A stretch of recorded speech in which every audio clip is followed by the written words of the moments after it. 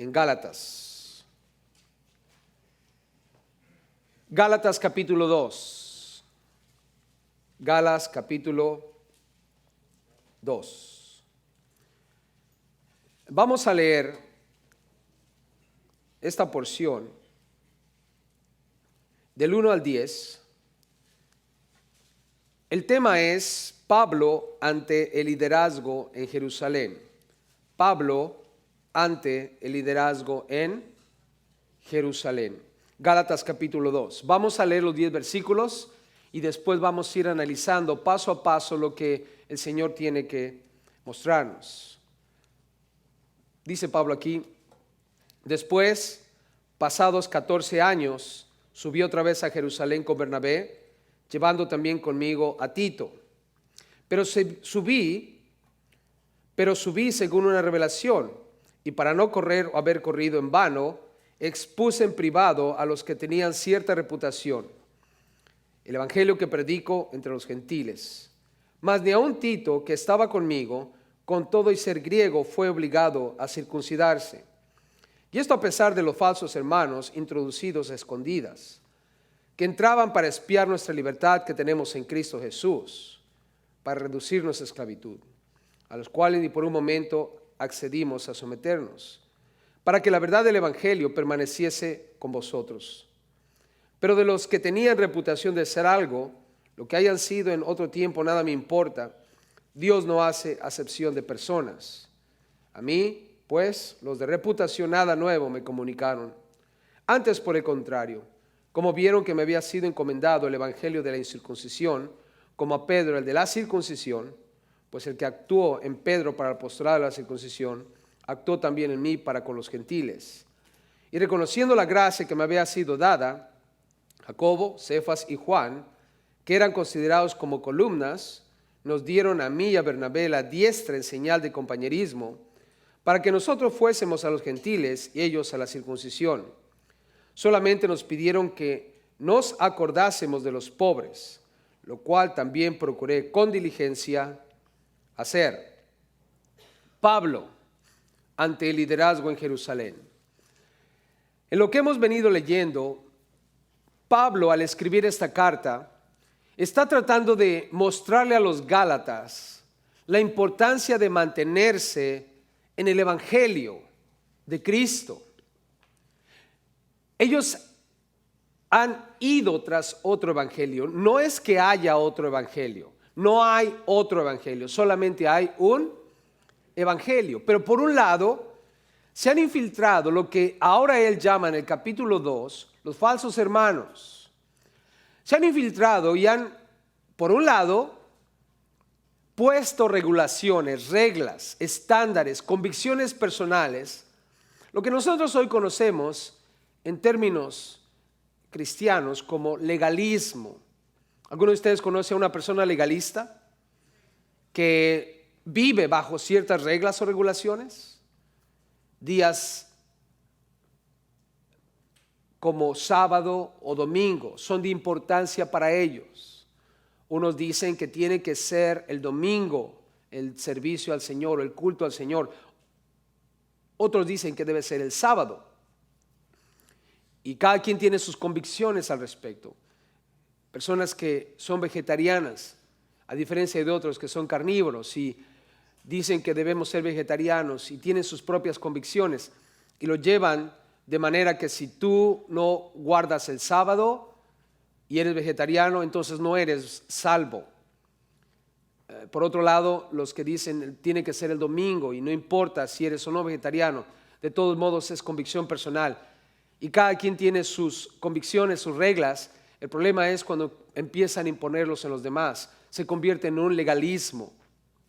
Pero también tenemos otro grupo de personas que también se han infiltrado. Pablo les llama aquí en el capítulo 2 los falsos hermanos. Y son aquellos que se van tras el libertinaje. El extremo aquí es reglas y regulaciones. El extremo aquí es, hey, vive la vida.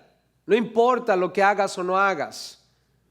Una vez salvo, salvo para siempre. Por lo tanto, si pecas o no pecas, todo está bien. Todo está bien. Dios es grande en misericordia, Dios, su gracia es inmensurable. Y no importa, haz lo que tú quieras, como tú quieras vivir tu vida. Y es una vida de libertinaje. Pablo dice, este es un evangelio diferente, legalismo y libertinaje, es otro diferente.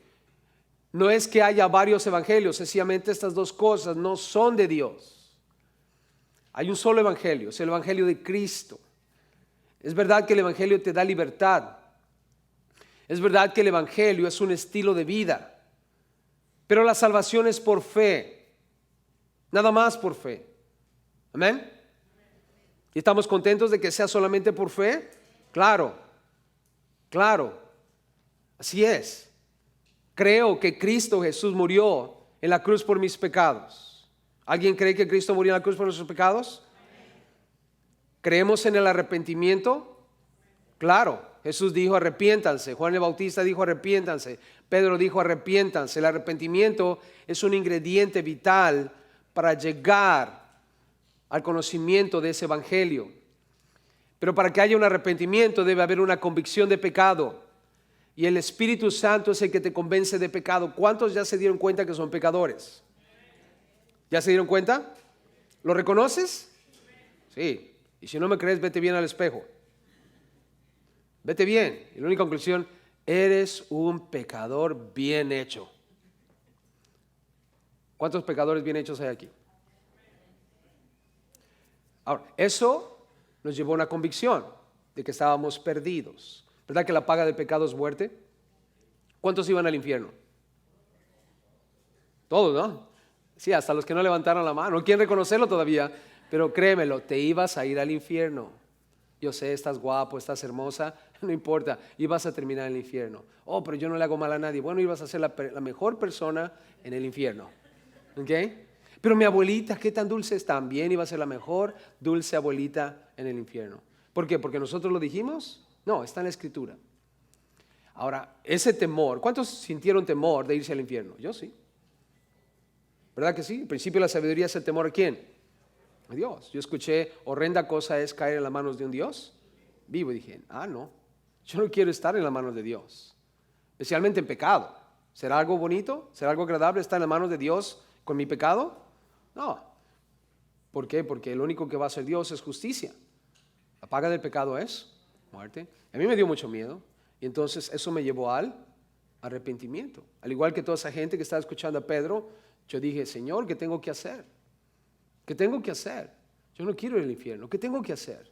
¿Cuántos preguntaron, Señor, qué tengo que hacer? Hey. ¿Y qué nos dijeron? Arrepiéntete. Y cree en el Señor Jesucristo. Y nos arrepentimos. Y yo creo que Jesús pagó por todos mis pecados. Lo acepto, lo recibo. Y esa fe que tengo en Él me da vida eterna. Ahora, en el momento que yo acepto a Jesús y yo me arrepiento de mis pecados, la Biblia dice que algo pasa dentro de nosotros. Se llama el nuevo nacimiento. ¿Cuántos ya nacieron de nuevo?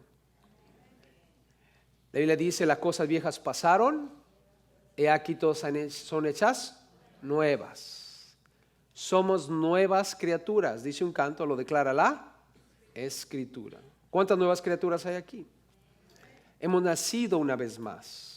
Un día nacimos del vientre de nuestra madre. ¿Verdad que sí nacimos un día del vientre de nuestra madre? Pero en otra ocasión nacimos del Espíritu. El Señor puso el Espíritu Santo en nosotros. Y ese día comenzó nuestra nueva vida en Cristo. ¿Es un estilo de vida el cristianismo, iglesia? Claro.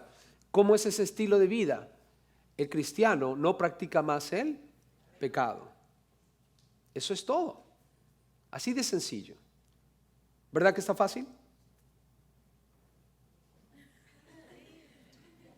¿Dónde está el amén? ¿Por qué se acabaron los amenes? ¿Saben por qué? Porque se acordaron de que esta semana hicimos algo malo, ¿no? ¿Cuántos se acordaron de eso y por eso no pueden decir amén? Yeah. ¿Sabes por qué? Porque no te lavaste los dientes. Tenías que haberte lavado los dientes y decir, estoy muerto al pecado y ahora vivo para Cristo. ¿Cuántos tuvieron victoria ese día cuando dijeron eso esa mañana? ¿Solo 4? Pero créemelo, no, en serio, hazlo y vas a ver la victoria que va a haber. ¿Por qué? Porque viene la conciencia que estamos muertos al pecado, y cuando viene la oportunidad de hacerlo, no lo vas a hacer. ¿Por qué? Porque tu conciencia está ejercitada en el entendimiento de que hemos muerto al pecado. ¿Verdad que sí hemos muerto al pecado? Y ahora estamos vivos para Cristo, vivos para Dios. Lo que vimos ahora lo vimos para Dios. ¿Por qué pecamos? Porque a veces nos olvidamos de esa realidad. Porque indudablemente la naturaleza pecaminosa todavía está en nosotros. ¿Verdad que eso no se ha ido todavía? ¿Cuántos todavía tienen ganas de pecar? Los que no levantaron la mano han pecado mintiendo ahorita. ¿Sí? ¿Verdad que todos tenemos ganas de pecar? No, en serio, en serio. ¿Verdad que sí? Claro que todos tenemos ganas de pecar. Todos. Todos. Y se los puedo mostrar bien fácil. La mañana te levantas y tú sabes que tienes que orar. ¿Cuántos saben que tienen que orar? Sí lo hago. Sí lo hago. ¿No es cierto? Pero de repente, ay, ya se me hizo tarde. Señor, discúlpame. Mañana, te prometo, mañana sí me paro temprano. ¿Les dieron ganas de pecar? Claro. El fantasma de el postergar las cosas entró a tu corazón. Ese fantasma lo tenemos todos los días. Es un monstruo bien horrible. Postergar la cosa quiere decir dejar todo para mañana. Y cuando nosotros sabemos que tenemos que hacer algo bueno y no lo hacemos, la Biblia dice que también es pecado. Así es la vida, hermanos. Por eso tenemos que reincidir una vez más a lo que nosotros somos. ¿Qué somos? Somos salvos por fe. Y la salvación implica vivir un estilo de vida. ¿Cuál es el estilo de vida? No practicamos más el pecado. Eso es todo. Ahora, una persona que practica el pecado, ¿es salva? Lo más seguro es que no. Ahora, entrando en materia aquí, es simple y sencillo lo que Pablo va a hacer. En el capítulo 1, él está hablando acerca de cómo él tuvo una serie de encuentros, cómo es que él visitó a algunos apóstoles, estuvo en Jerusalén en alguna ocasión. Noten, en el versículo 18 del capítulo 1, Pablo habla de cómo estuvo en una ocasión en Jerusalén. Dice ahí, después pasados 3 años, subí a Jerusalén para ver a Pedro y permanecí con él 15 días. ¿Cuántos días estuvo con Pedro? 15 días, imagínatelo. Estuvo conversando con Pedro. ¿Ustedes saben quién es Pedro? A mí me encantaría haber estado durante los días de Pedro, verlo, ¿no? A ese bravucón que siempre decía, oh, aunque todos te abandonen, Jesús, yo voy a estar contigo. Ese hombre de fe, si tú quieres, que le dijo a Jesús, Señor, si tú eres el que viene sobre el agua, permite que yo camine sobre el agua. Y se aventó, ¿no? ¿Y qué pasó a la mitad? Se fue para abajo. ¿Cuántos han experimentado eso? Señor, en el nombre tuyo, ahí voy. Y de repente, dices, ¿qué pasó? Lo que igual le pasó a Pedro, ¿no? Ahora, ¿cuántos bravucones hay aquí? Señor, esta semana sí voy a orar todos los días.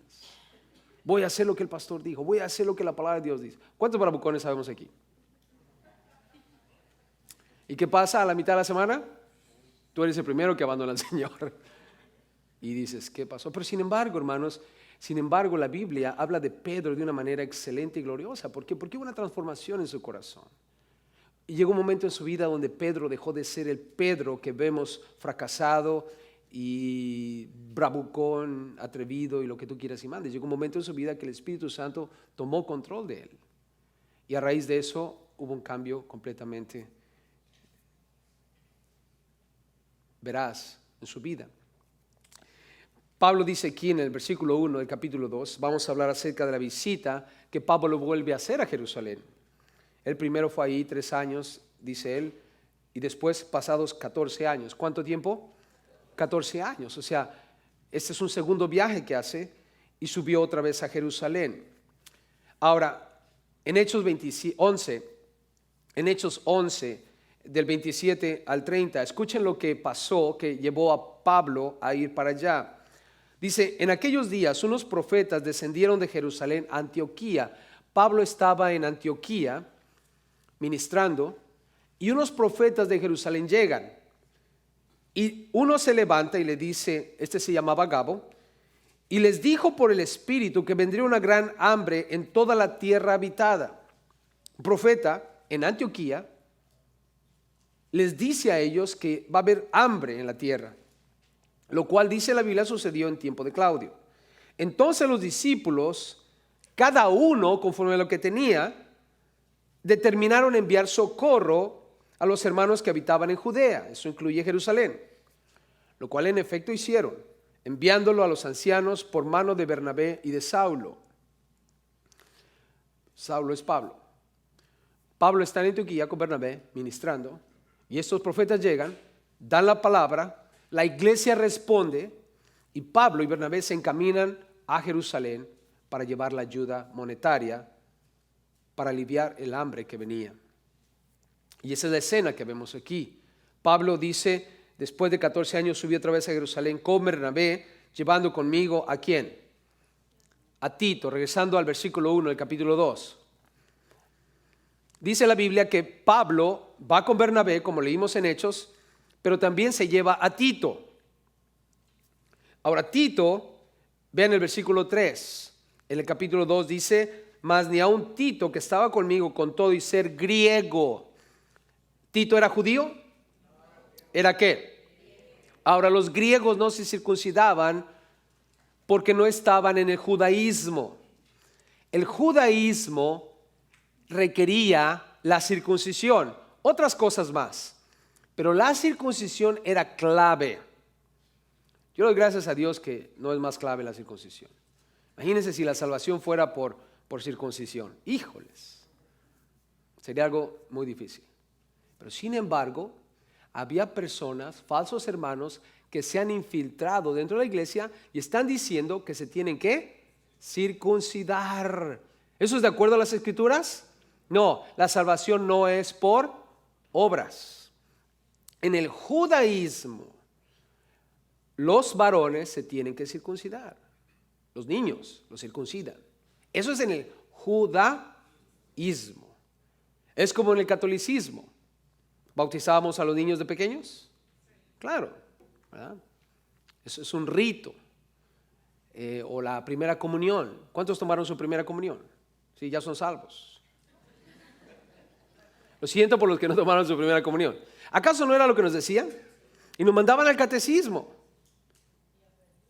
Y verdad, y quién sabe qué nos enseñaron, pero ahí estábamos.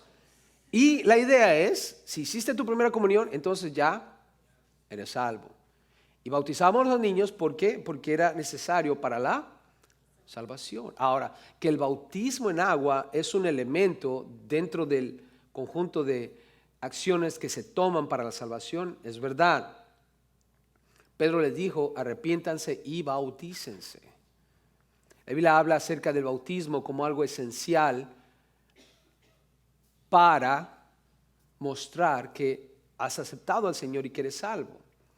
Pero el bautismo en sí mismo no nos salva.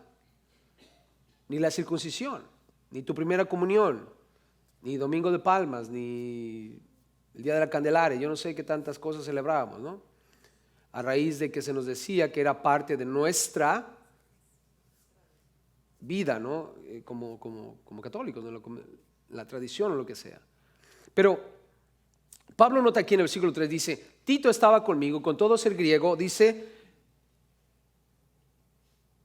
fue obligado a circuncidarse. O sea, no fue obligado, dice en el 3, mas ni aun Tito fue obligado a circuncidarse. ¿Lo obligaron a circuncidarse? No. Ahora, observa esto. Vamos a ver más adelante, Pablo, Bernabé y Tito llegan a Jerusalén, donde están los meros meros. Pedro, Jacobo, Juan, ¿eran los meros meros? Sí, ve el versículo 9. ¿Cómo los describe el versículo 9?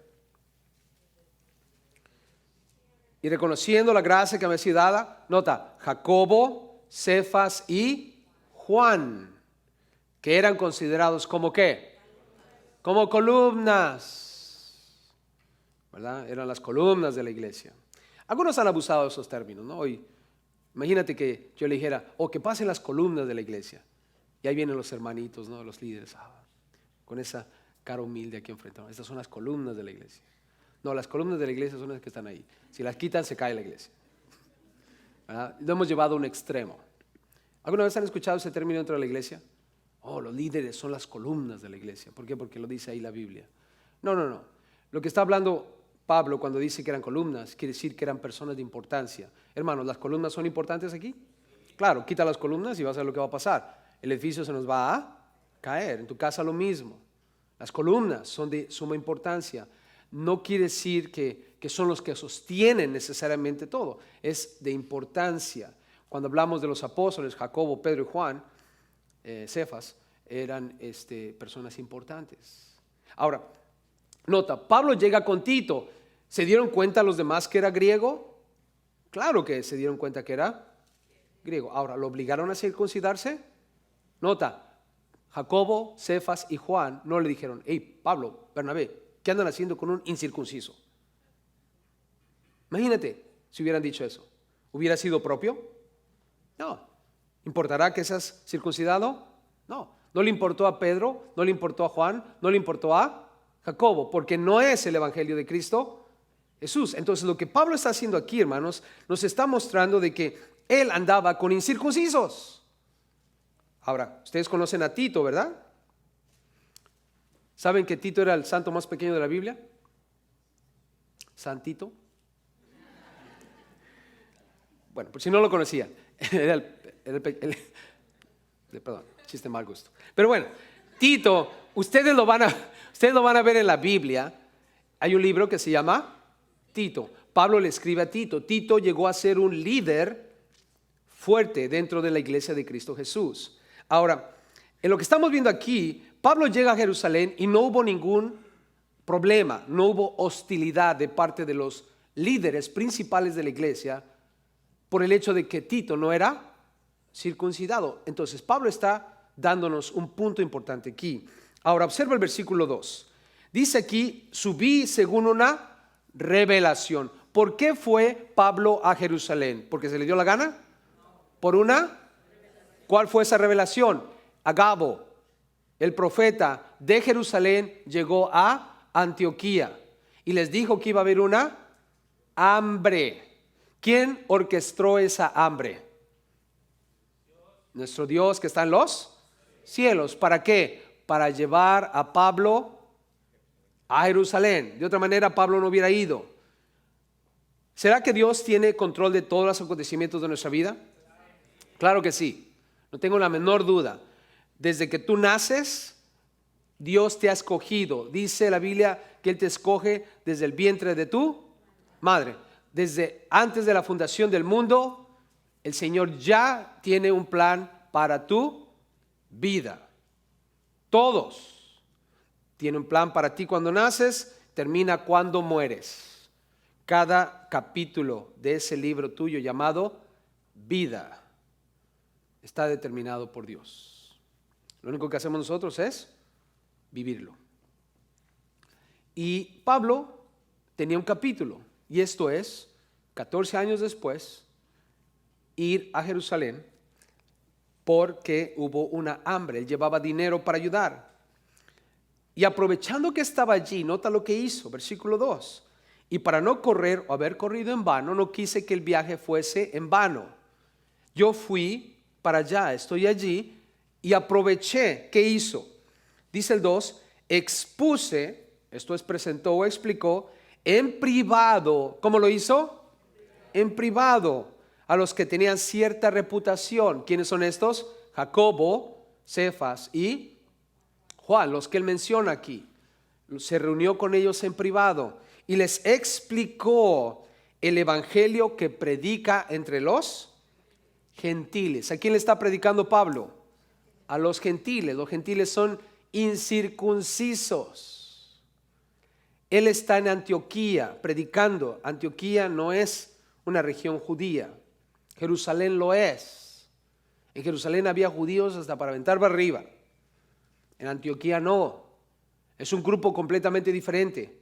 ¿Y qué es lo que está haciendo Pablo? Pablo está en Jerusalén y aprovecha para compartirles. Miren, este es el evangelio que estoy predicando entre los gentiles. ¿Hay otro evangelio? No, solamente hay uno. Funciona para los gentiles y funciona para los judíos. ¿Amén? Todos aquí somos gentiles. ¿O hay algún judío aquí?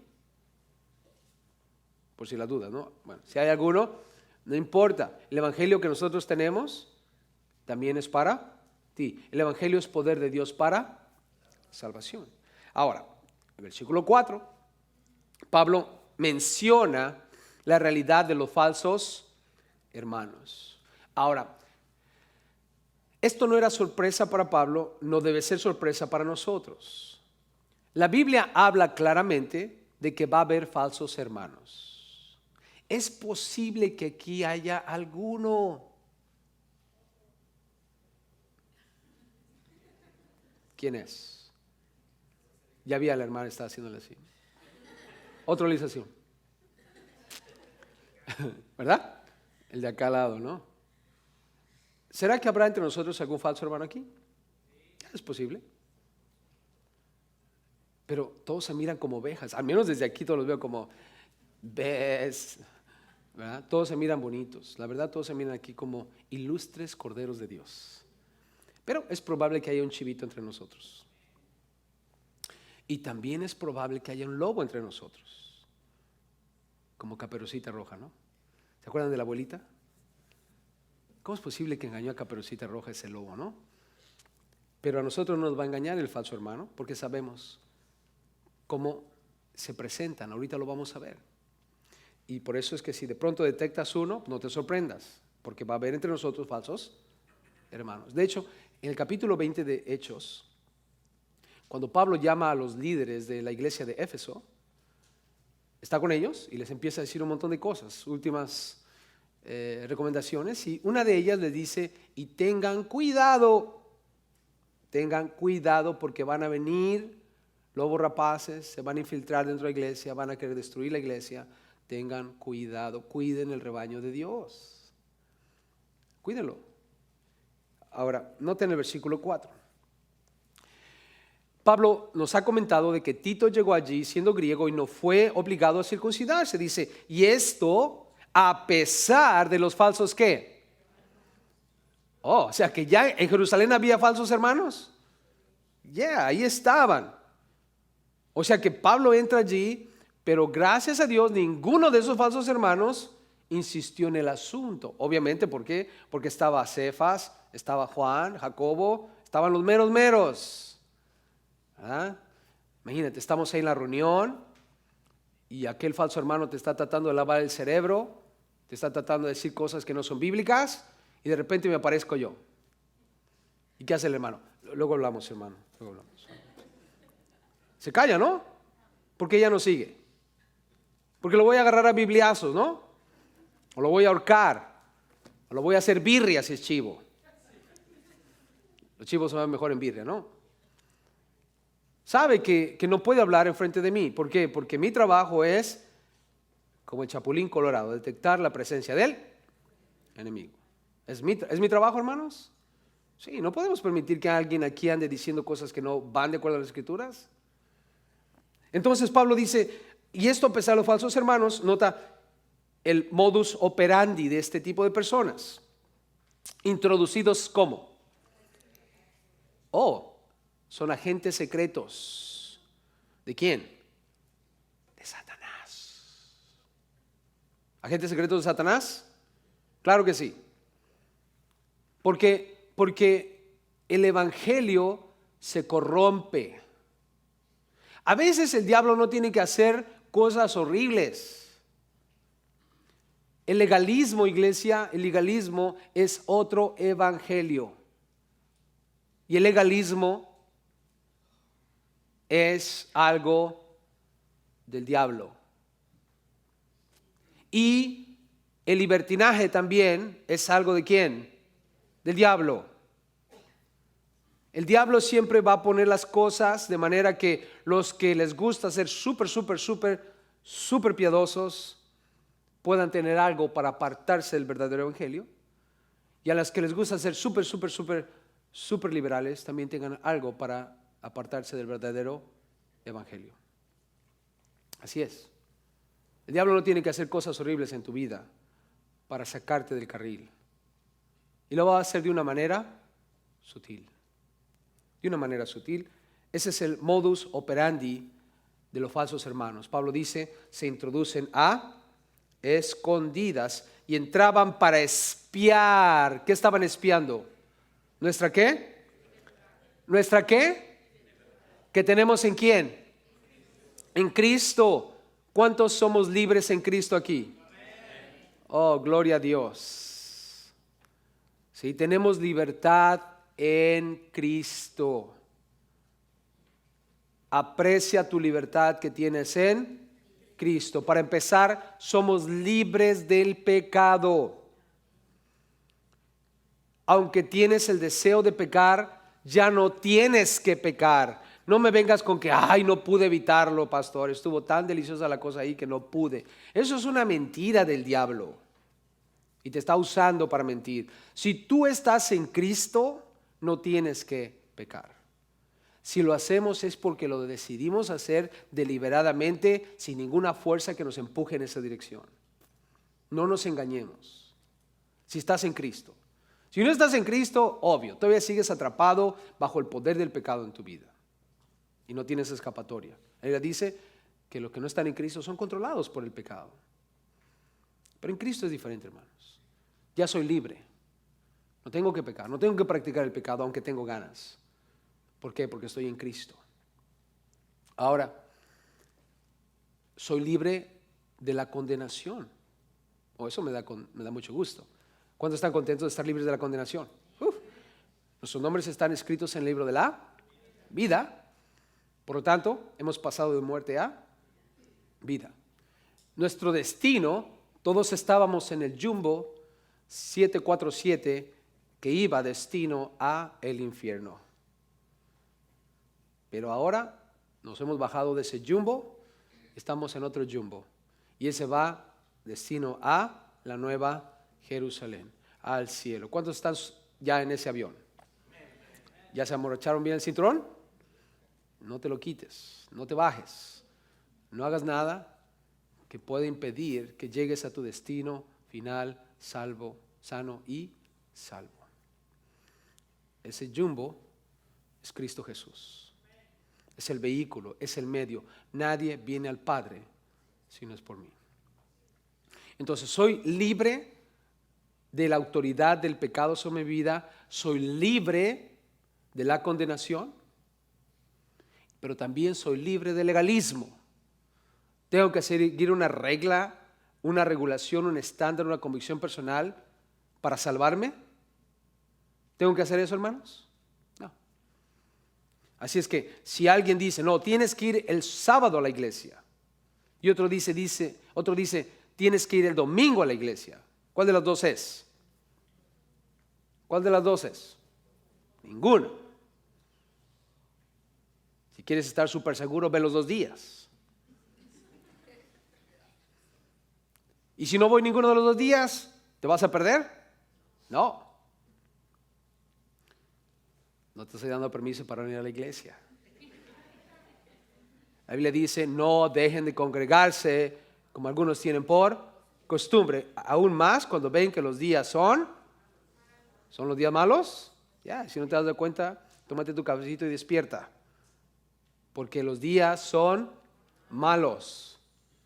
Hoy más que ayer tenemos que estar juntos. No dejen de congregarse. Sí. No nos querramos pasar de listos con Dios, ¿verdad? Porque por eso existe el libertinaje. Pues si no es ni el sábado ni el domingo y en realidad no hay ningún día especificado, entonces ¿para qué ir a la iglesia, no? Yo compro el cassette o veo en el internet o es más. Yo solito puedo hacer mi propia iglesia. Yo solito puedo leer la Biblia. Yo solito. Y entonces, ¿qué pasa? Ahora estás en otro evangelio. Y es el evangelio del libertinaje. Voy a hacer lo que yo quiera. El modus operandi es introducirse a escondidas para espiar tu libertad. Están viendo cómo pueden hacer algo para sacarte de tu libertad en Cristo. Si no me crees, observa lo que dice en el versículo 4 al final. ¿Para qué? Para reducirnos a qué. Esclavitud. ¿Cuál es la idea de estos falsos hermanos? ¿Reforzar tu libertad que hay en Cristo? No. Es ponerte una vez más en esclavitud. Hermanitas, ¿qué si de pronto se me ocurre a mí una revelación divina? Estaba yo ayunando, estaba llorando, pidiéndole a Dios que me diera revelación. Y de pronto Dios me dice, entre comillas, ¿verdad? Dios me dice, oh, las mujeres no deben maquillarse, las mujeres no deben pintarse el pelo, porque dice la Biblia que no deben, y empiezo, ¿no? Y vengo, les digo, hermanas, todas ustedes que se pintan y se maquillan están en pecado. ¿Cuántos seguirían viniendo a la iglesia? ¿Qué va a pasar? ¿Le estoy quitando su libertad? No, y si tú te pintas, es más, si usas, ni se te ocurre usar pantalones, porque los pantalones son del hombre. ¿Dónde en la Biblia viste que las mujeres usaban pantalones? ¿Verdad? Es más, tienen que ponerse velo, porque la Biblia dice en Corintios que las mujeres deben ponerse velo, tienen que cubrirse la cabeza y pum, y si no lo haces estás en pecado. Se van a ir a la casa y van a tener que pensar. Y de repente dicen, no, pues que sabes que el pastor tuvo una revelación de Dios.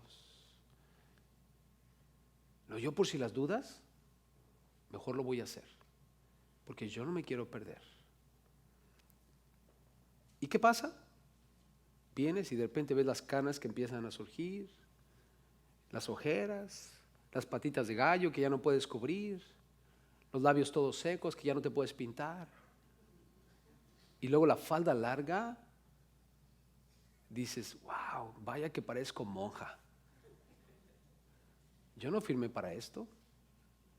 ¿Y qué va a empezar a pasar con tu libertad en Cristo? Vienes aquí toda contenta, sí, pero... Y ves pasar a la gente allá afuera y la chica ahí va bien guapa, bien hermosa. Y dices, me acuerdo cuando yo me pintaba el pelo así, cuando yo me arreglaba y eso. ¿Acaso no empieza a crear en nosotros un estado psicológico de esclavitud? Porque por un lado nos sentimos condenados si no lo hacemos, pero por el otro lado estamos deseando hacerlo. Pero innecesariamente, iglesia, ¿es pecado hacer eso? No. Ahora tampoco estamos buscando payasos en la iglesia, ¿no? Tampoco, no se trata de eso, iglesia. Yo creo que hablando entre adultos se entiende uno, ¿no? La Biblia dice que las mujeres deben arreglarse como el cosmos, que haya orden. Cuando estudiemos esa parte, hermanos, les va a encantar cuando estudiemos esa. Pueden comprarse sus vestiditos bonitos, asegúrense que las zapatillas coincidan con el vestido, ¿verdad? No se pongan un vestido rosita mexicano con unas zapatillas verdes fosforescentes.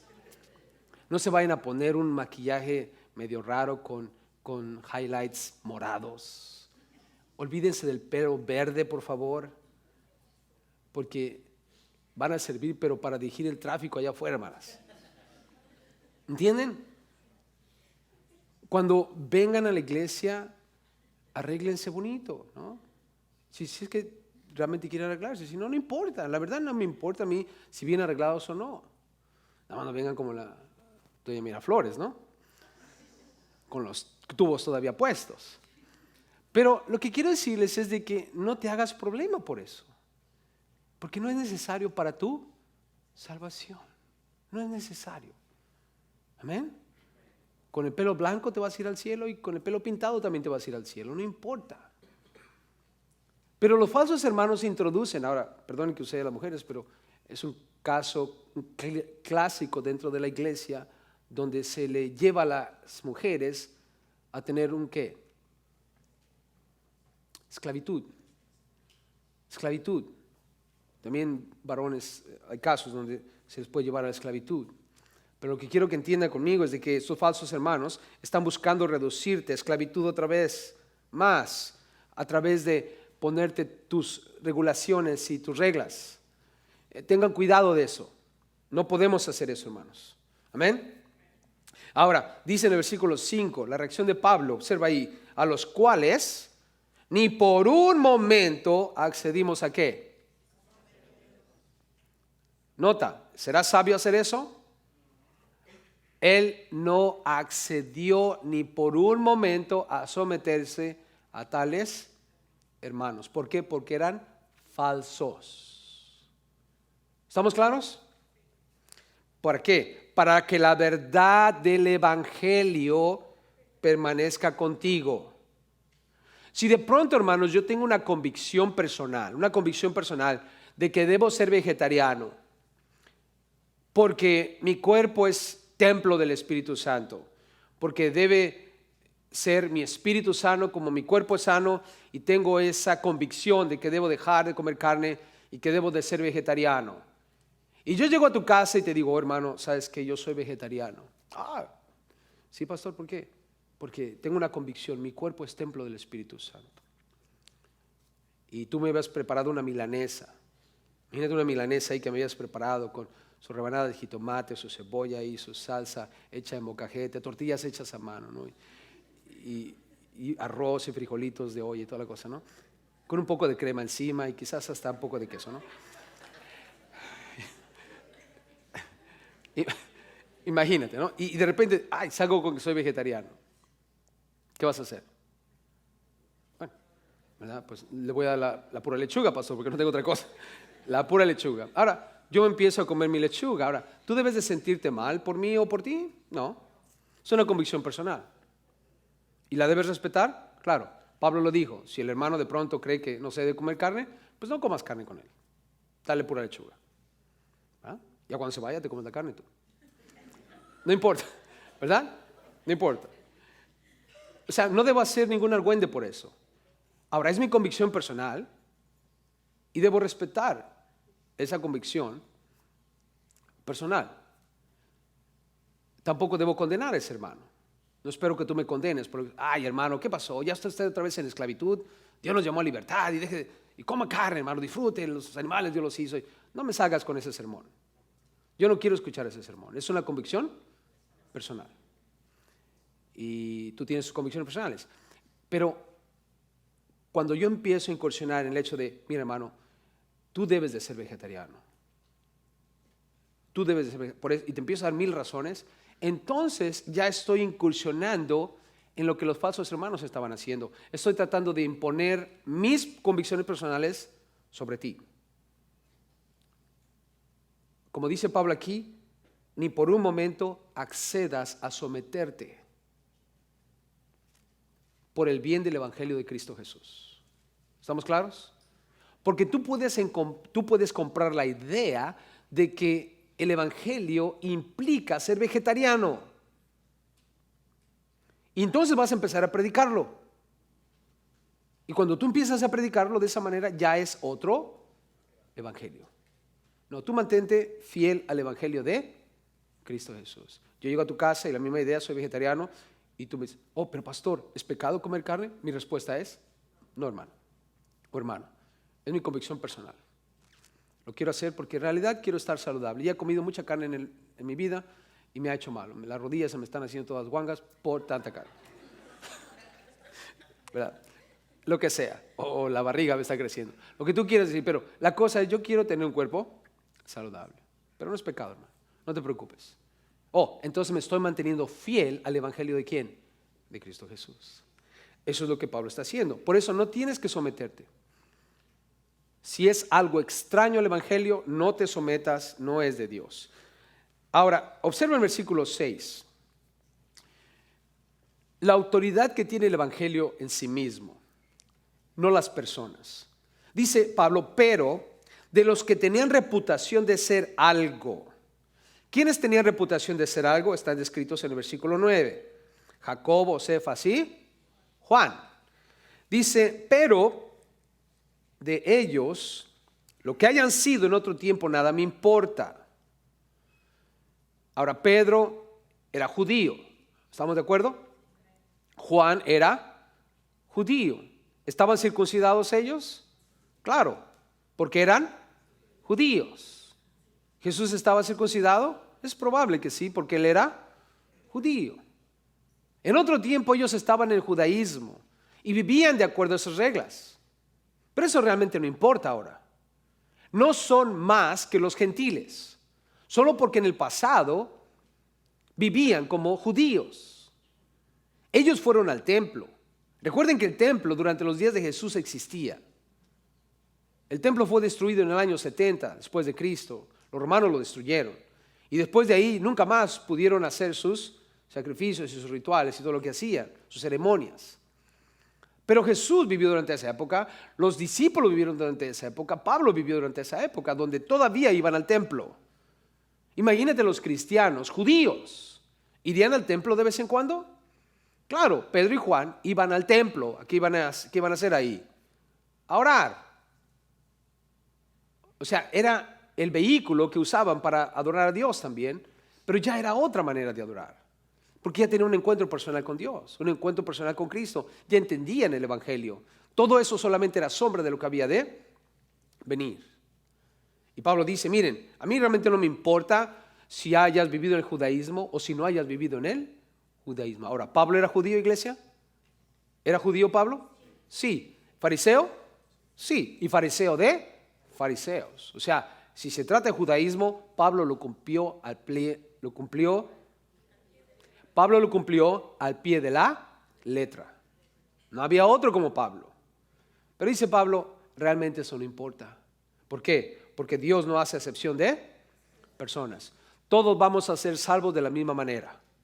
Si eres judío, tienes que ir a través de Cristo. Si eres gentil, tienes que ir a través de Cristo. Si eres circunciso, siendo judío, tienes que ir a través de Cristo. Si eres incircunciso, tienes que ir a través de Cristo. No importa la circuncisión, no importa la incircuncisión. Lo que importa es que vayas a través de Cristo.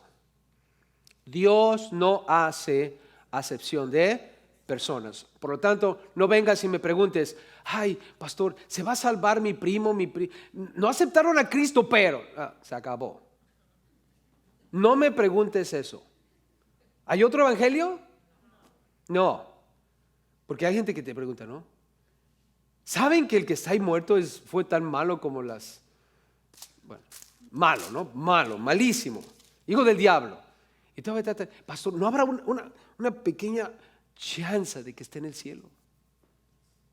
Estaba en Cristo. No, pero hizo esto. Y tratan de insistirte porque le digan, sí está en el cielo. No, ¿está en el cielo, sí o no? Si no está en Cristo, no está en el cielo. No importa qué haya hecho. Si es un judío y está muerto sin Cristo, es un circunciso en el infierno. Si es un gentil sin Cristo, es un incircunciso en el infierno. Así es. Dios no hace acepción de personas. Todos somos salvos por el mismo evangelio. No nos equivoquemos. Por eso es que Pablo dice aquí, los que tenían reputación de salvo, lo que hayan sido en otro tiempo, nada me importa. Dios no hace acepción de personas. Y qué bueno que no insistieron que Tito se circuncidara. Eso fue sabio. A mí, pues, los de reputación, nada nuevo me comunicaron, enseñaron. Yo no aprendí nada de ellos. No porque Pablo está hablando de una manera orgullosa diciendo, yo sé más que ellos. No. Sino que ellos no le dijeron algo diferente de lo que él ya sabía.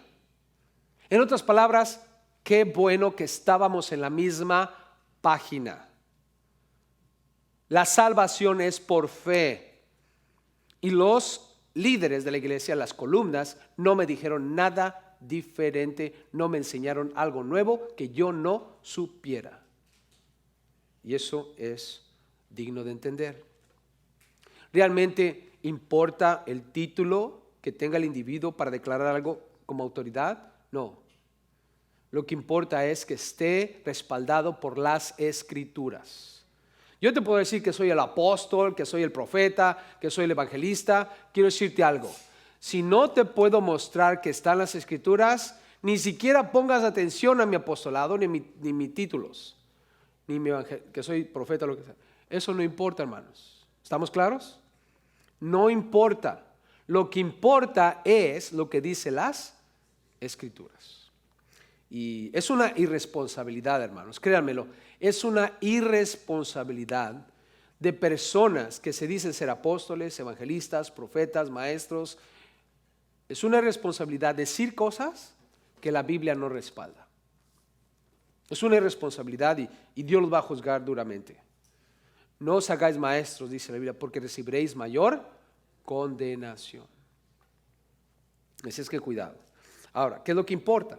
Versículo 7, antes por el contrario, como vieron que me había sido encomendado el evangelio de la incircuncisión como a Pedro el de la circuncisión, pues el que actuó en Pedro para el apostolado de la circuncisión, actuó también en mí para con los gentiles.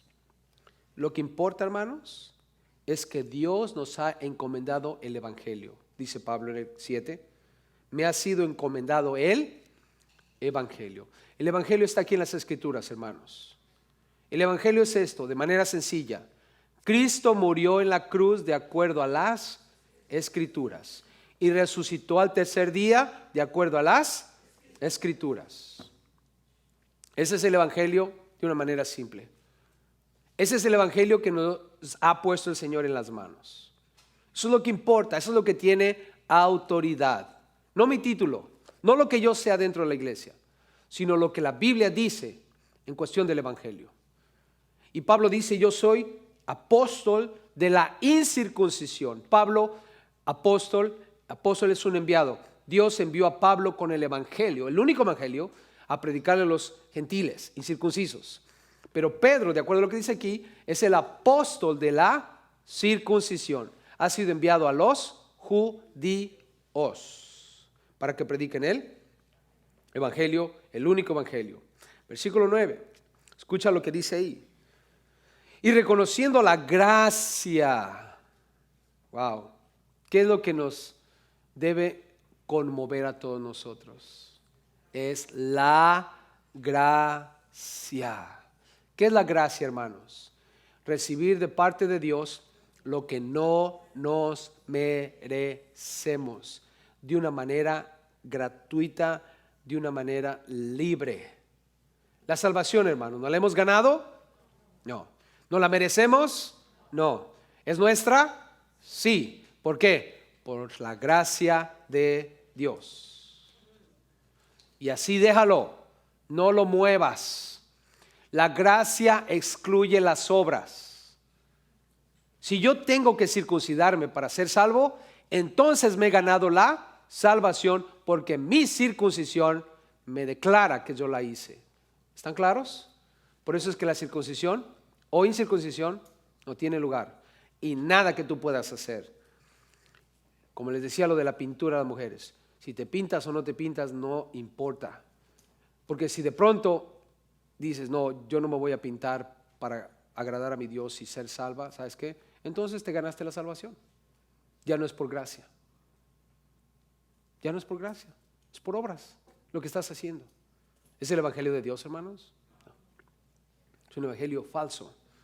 Por eso es que Pablo dice aquí, reconociendo la gracia que me ha sido dada, Jacobo, Cefas y Juan, que eran considerados como columnas, personas importantes, nos dieron a mí y a Bernabé la diestra en señal de ¿qué?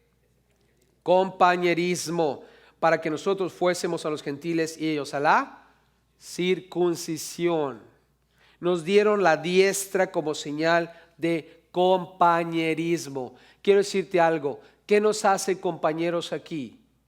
¿Sabes qué nos hace compañeros? El evangelio de Cristo Jesús. Aquí hay muchas iglesias a nuestro alrededor.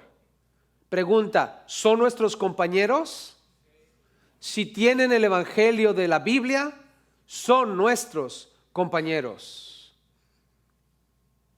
Y hermanita, si tú ves a una mujer con una falda larga, no se pinta el pelo, no se pinta, no se arregla, y cree en Cristo Jesús para salvación, cree que Cristo murió de acuerdo a las Escrituras y resucitó de acuerdo a las Escrituras, dale la mano y dile, somos compañeros, eres mi hermana, yo soy tu hermana. Ella tiene su convicción personal en cuanto a cómo vestirse y cómo arreglarse, tú tienes la tuya, eso es irrelevante. Somos hermanos en Cristo Jesús. ¿Amén? En nuestra iglesia no danzamos. Hay iglesias donde se danza. ¿Están en pecado ellos? Si ellos creen en Cristo Jesús que murió en la cruz por sus pecados, de acuerdo a las Escrituras, y resucitó de acuerdo a las Escrituras, dale la mano, es tu hermano. Amén. Es lo único que ocupa. Es lo único que ocupa. Creer en Cristo Jesús para Señor y Salvador. Nada más. Todo lo demás, hermanos, es irrelevante. Habla en lenguas. No habla en lenguas. ¿Quién es más salvo de los dos? ¿El que habla en lenguas o el que no habla en lenguas? Los dos son salvos. ¿Quién es más espiritual? ¿El que habla en lenguas o el que no habla en lenguas? Los dos. Ni uno es más espiritual que el otro. Y lo vamos a aprender en Gálatas más adelante, porque la pregunta es, ¿podemos ser más espirituales a través de cosas? Hermanos, ¿qué importa una o la otra? Los falsos hermanos lo único que hacen es tomar una postura para dividir el cuerpo de Cristo Jesús. Y si no me crees, mira a tu alrededor. ¿Por qué las iglesias estamos divididas? ¿Por qué nosotros nos dividimos? Por nuestras convicciones personales.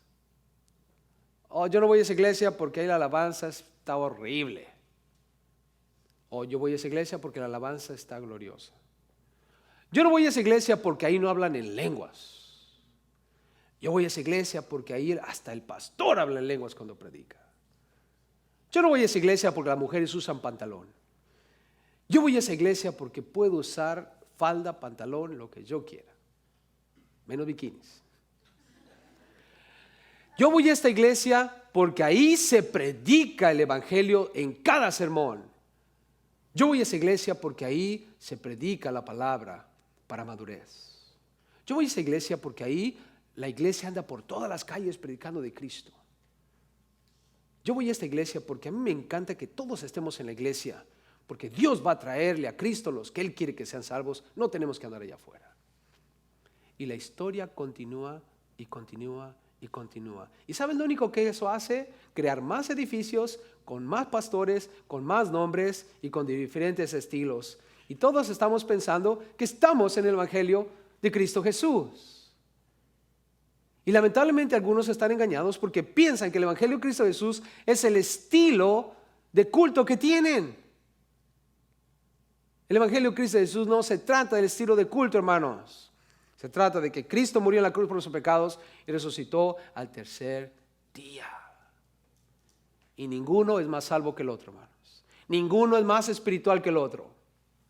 Yo conozco personas que danzan y son tan espirituales como ciertas personas que yo conozco que ni siquiera aplauden cuando están en la iglesia. Créemelo. Conozco personas que son espirituales hablando en lenguas y conozco personas que son espirituales y no hablan en lenguas. Si las lenguas no hacen la diferencia, la danza no hace la diferencia, el estilo de predicación no hace la diferencia, lo que hace la diferencia es Cristo Jesús en tu vida. Nada más. Lo único que tenemos que entender es que el cuerpo de Cristo, hermanos, es diverso. Imagínate que todas las iglesias fueran como la nuestra. Qué aburrido sería el cristianismo. ¿No es cierto? Yo he servido en las iglesias que no te imaginas, de todos tipos y sabores. He danzado, he aplaudido, no he aplaudido, hemos tenido guitarras eléctricas, hemos tenido órgano. He hecho todo lo que el cristianismo puede ofrecerte a través de mi vida como cristiano. Y ahora me doy cuenta de que es solamente el cuerpo de Cristo en acción. Hay personas que tocan el órgano bien bonito. Otros no lo deberían de tocar porque parece la familia Monster. Pero hay otros hermanos que tocan los bajos, los quintos, los requintos, todo eso, las guitarras eléctricas de una manera gloriosa.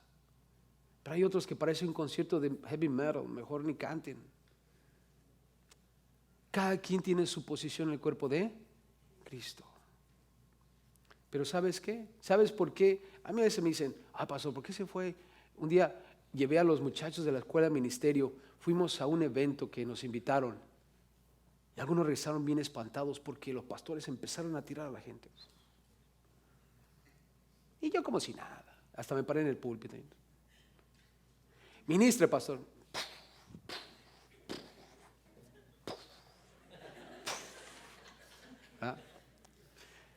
Bueno, si quieren caer, pues que se caigan, ¿no?